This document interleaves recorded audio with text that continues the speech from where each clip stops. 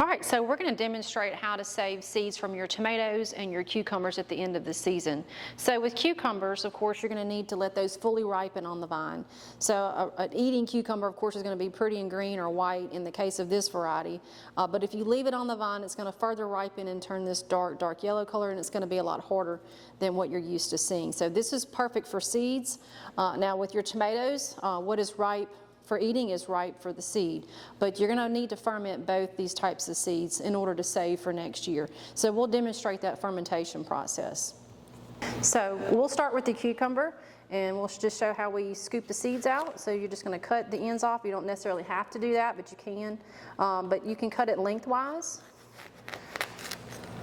And you're going to see that spongy pulp in the middle with all the seeds, and that's the reason why we need to ferment, because it's got that jelly substance around it, and that's an anti-germination substance that prevents it from germinating too soon.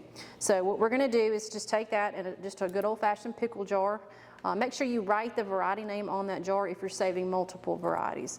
So we're just going to get a spoon, and we're going to scoop that into the jar. It's pretty easy to remove. And you would fill that with water. And so we have this, we harvested from several cucumbers the other day, and so we needed a bigger container. And so what's going to happen is that you're going to fill this with the seed and the pulp, and you're going to fill that with that much water. So if you have this much pulp, you're going to fill it with that much more water. And let it sit for about 3 days, and you're going to notice that filmy layer forming on the top, and that means your seeds are fully fermented, and it's time to rinse those off with some clean water.